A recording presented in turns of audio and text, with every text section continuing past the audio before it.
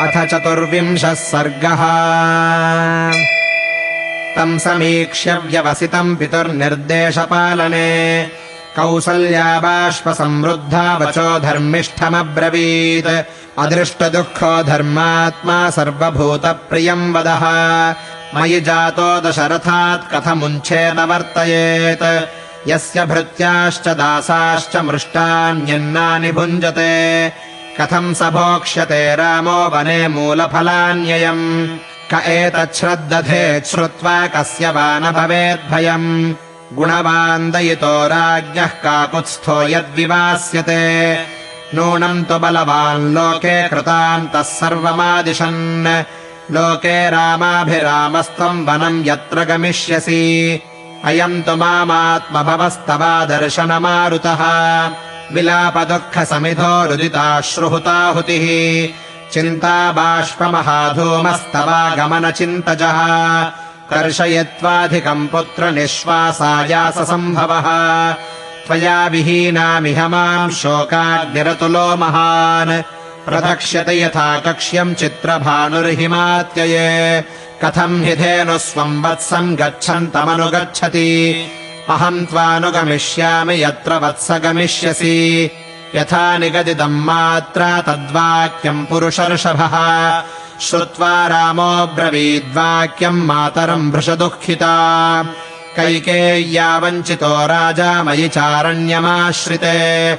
भवत्या च परित्यक्तो न नूनम् वर्तयिष्यति। भर्तुः किल परित्यागो नृशंसः केवलम् स्त्रियाः। स भवत्या न कर्तव्यो मनसापि विगर्हितः। यावज्जीवति काकुत्स्थः पिता मे जगदीपतिः। शुश्रूषा क्रियताम् तावत् स हि धर्मः सनातनः। एवमुक्ता तु रामेण कौसल्या शुभदर्शना। तथेत्युवाच सुप्रीता राममक्लिष्टकारिणम्। एवमुक्तस्तु वचनम् रामो धर्मभृताम्बरः। भूयस्तामब्रवीद्वाक्यम् मातरम् भृशदुःखिता। मया चैव भवत्या च कर्तव्यम् वचनम् पितुः। राजा भर्ता गुरुश्रेष्ठः सर्वेषामीश्वरः प्रभुः। इमानि तु महारण्ये विहृत्य नवपञ्च च वर्षाणि परमप्रीत्या स्थास्यामि वचने तव। एवमुक्ता प्रियम् पुत्रम् बाष्पपूर्णानना तदा। उवाच परमार्ता तु कौसल्या सुतवत्सला। आसाम् रामसपत्नीनाम् वस्तुम् मध्ये न मे क्षमम्। नय मामपि काकुत्स्थवनम् वन्याम् मृगीमिव। यदि ते गमने बुद्धिः कृता पितुरपेक्षया। ताम् तथा रुदतीम् रामो रुदन् वचनमब्रवीत्। जीवन्त्या हि स्त्रिया भर्ता दैवतम् प्रभुरेव च। भवत्या मम चैवाद्य राजा प्रभवति प्रभुः। न ह्यनाथा वयम् राज्ञा लोकनाथेन धीमता। भरतश्चापि धर्मात्मा सर्वभूतप्रियम् वदः। भवतीमनुवर्तेत स हि धर्मरतः सदा। यथा मयि तु निष्क्रान्ते पुत्रशोकेन पार्थिवः। श्रमम् नावाप्नुयात् किञ्चिदप्रमत्ता तथा कुरु।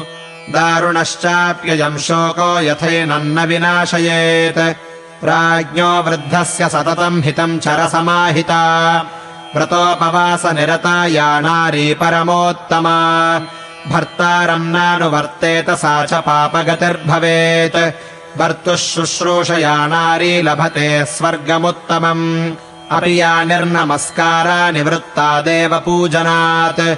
शुश्रूषामेव कुर्वीत भर्तः प्रियहिते रता। एष धर्मस्त्रिया नित्यो वेदे लोके श्रुतस्मृतः।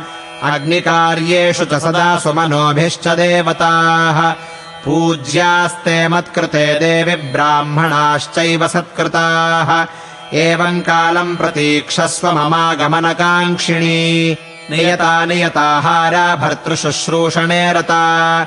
प्राप्स्यसे परमम् कामम् मयि पर्यागते सति। यदि धर्मभृताम् श्रेष्ठो धारयिष्यति जीवितम्। एवमुक्ता तु रामेण बाष्पपर्याकुलेक्षणा। कौसल्या पुत्रशोकार्ता रामम् वचनमब्रवीत्। गमने सुकृताम् बुद्धिम् न ते शक्नोमि पुत्रका।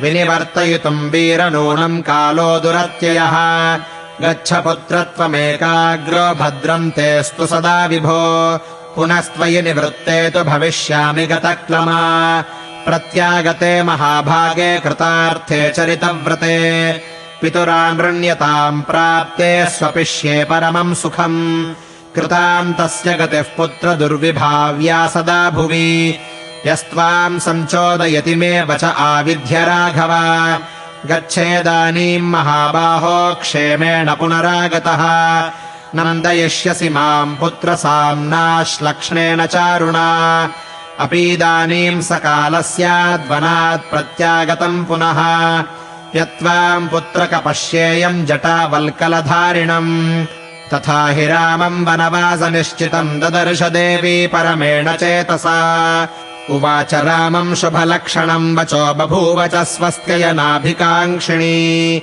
इत्यार्षे श्रीमद् रामायणे वाल्मीकीये आदिकाव्ये अयोध्याकाण्डे 24 सर्गः।